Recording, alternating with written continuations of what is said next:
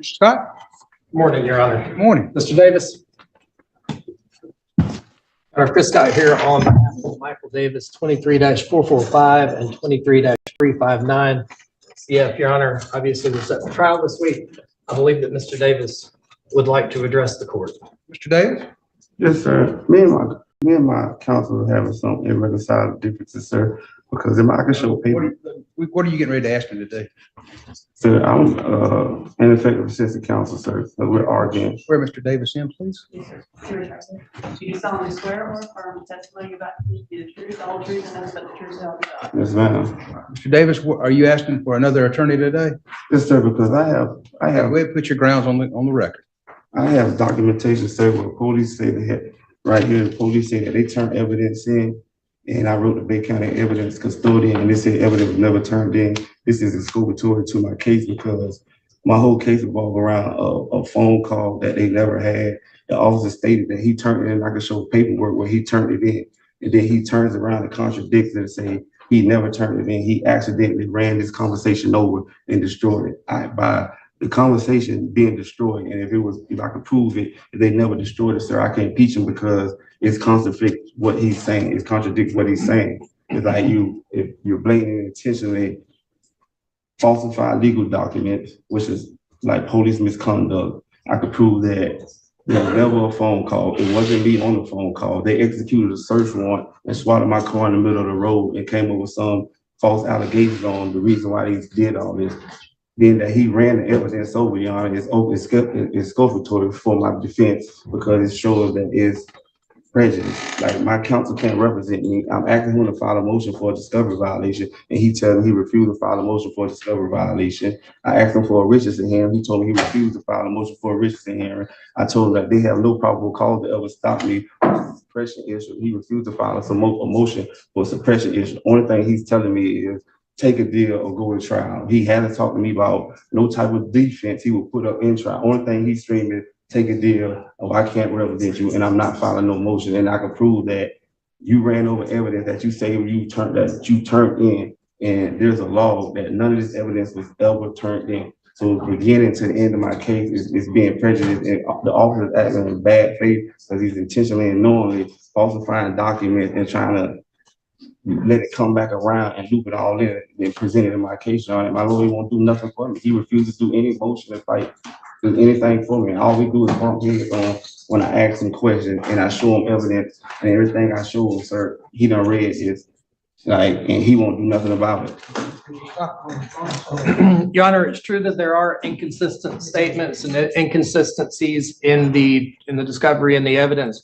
However, Your Honor, in my review of the file, to file any sort of motion per Mr. Davis's wishes would be frivolous and waste the court's time. I've explained to Mr. Davis that, in my opinion, I don't have grounds to file these motions. And I've explained to Mr. Davis the things that he's arguing are good points, but points to be argued at trial. I find no discovery violation, no evidence of any discovery violation, no evidence that any sort of evidence was intentionally mishandled. What Mr. Davis is referring to is that a recorder that had allegedly had a conversation on it was run over by a police car, and that recorder was destroyed. But I find nothing to show that that was done intentionally. We deposed the officer on this, nothing to show that it was done intentionally or with any kind of malicious intent or any reason to give grounds to file a motion, Your Honor. As far as the ineffective assistance, Mr. Davis and I have talked these things through several times, and the conversation, he's right, we have some differences for sure. However, Your Honor, and I think I've explained it to him. He just doesn't like the explanation that I've given him. Thank you, Judge. I'm gonna deny your motion to remove Mr. Scott as your attorney. I'm satisfied with his response. Just because you don't agree with the tactics of your lawyer does not mean he's ineffective. It does not mean that you're entitled to another lawyer, a court-appointed attorney. So I'm gonna deny your motion at this time. So you're trying, so. No, sir, I've already made a ruling. And I've explained. No, sir. We're going through it, and Davis, that concludes your Here, But he that railroad me like on some Jim Crow all type stuff. Mr. Davis, that concludes your hearing. I don't care about that. Sit down. You let the man Mr. Davis, railroad that's me. enough. I have made my rules. And Your Honor, I believe we're waiting to see if another case resolves, Okay. whether we're gonna move forward with trial. Very good. Thank you, Judge. Mr. Kennesaw, looks like we're gonna have at least two, maybe three trials this week. I know definitely Wednesday and Friday. Is that correct, Mr. Sullivan? Well, maybe.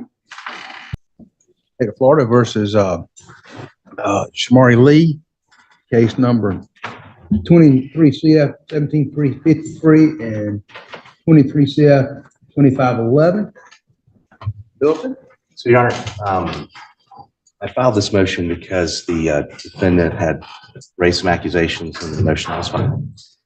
I do feel that it could possibly create a conflict. The defendant is now stating that he does not want me to withdraw, that he was just upset. When he said those things, I can address just briefly some of the things that he raised, just for the record. I don't take depositions when it's a law enforcement case. I found that it just allows the adverse witnesses that are state agents to get maybe a better cohesive story. So I don't do that as a rule generally. He had raised that issue in the motion. I believe he had raised that I did not give him discovery. He has all of his discovery. I tend to not like to leave discovery at a jail for a long period of time. It can cause issues with other defendants in the jail. So that's one reason I don't prefer to do that. He raised an issue with Mr. Sullivan. I do consider Mr. Sullivan a good professional friend. I'm very honest about that. I think he's fair. If he misconstrued that in some way, that's his issue. I do think it could be a conflict of things that he said and put on the record, but he is indicating that he would like me to proceed as his attorney. I am ready for trial if we do need to go to trial. I've spoken to Mr. Sullivan. We do have a trafficking case that may actually not be proceeding for some issues we've discussed, and we would just be proceeding on the fleeing eluded case. So I'm fine either way. If you think it is, from what I've stated, a conflict that cannot be resolved based on what he filed, Your Honor. Mr. Lee, I mean, if Mr. Lee is satisfied, he's indicating he's giving me a thumbs up and shaking his head in the affirmative that you want to withdraw any kind of motion? I'll make an order. Well, do you want to withdraw? I don't know if that was, I think you're trying to do a Nelson here, but I'm not a public defender. So do you want to withdraw your previous pro se motion? That was already. Oh, yes, sir. Okay. All right, you withdrawing your. Now we're tenants withdraw mine, Your Honor. All right, we need to set this for trial. And Mr. Sullivan, you want to set it for September 30th or? Realistically, Judge, Okay. because Mr. Overstreet's trying a homicide that week, it's not going to be able to be tried that week. About November 4th, December 2nd? Either one works for me, Your Honor. Let's set it for November 4th at 8:30 and October 25th.